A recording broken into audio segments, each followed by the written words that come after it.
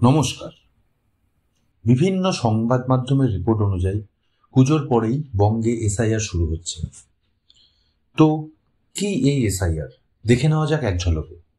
নির্বাচন কমিশন নির্দিষ্ট সময় অন্তর ভোটার তালিকা সঠিক যাচাই করতে এই বিশেষ নিবিড় সমীক্ষা বা এসআইআর পরিচালনা করে। এর মূল উদ্দেশ্য হল ভোটার তালিকাকে একেবারে নির্ভুল রাখা। কোনো মৃত ব্যক্তির নাম যেন তালিকায় না থাকে, যারা অন্যত্র চলে গিয়েছেন তাদের নাম যেন মুছে ফেলা হয় এবং কোনো ভুল নাম যাতে তালিকায় না থাকে।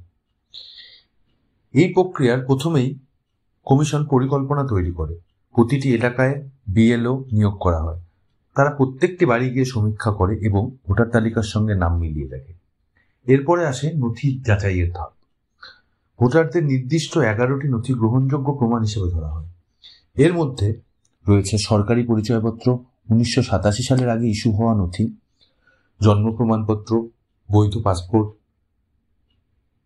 শিক্ষা প্রতিষ্ঠানের সার্টিফিকেট, স্থায়ী বসবাসকারী প্রমাণপত্র, তপশিলি জাতি বা অনগ্রসর শ্রেণীর শংসাপত্র, এনআরসিতে নাম, বনাঞ্চল অধিকারের শংসাপত্র, পারিবারিক রেজিস্ট্রি এবং সরকার প্রদত্ত জমি বা বাড়ির কাগজ। বিহারের মতো পশ্চিমবঙ্গেতেও আধার কার্ড, ভোটার কার্ড এবং রেশন কার্ডকে বৈধ নথির তালিকার বাইরে রাখা হয়েছে। এইগুলি গ্রহণযোগ্য নয়। যদি এই নথি যাচাইয়ের প্রক্রিয়ায় বিএলও কোনো রকম সমস্যার মুখোমুখি হন, তাহলে বিষয়টি পাঠানো হয় ইআরওর কাছে। দাবি বা আপত্তি জানানোর সুযোগ।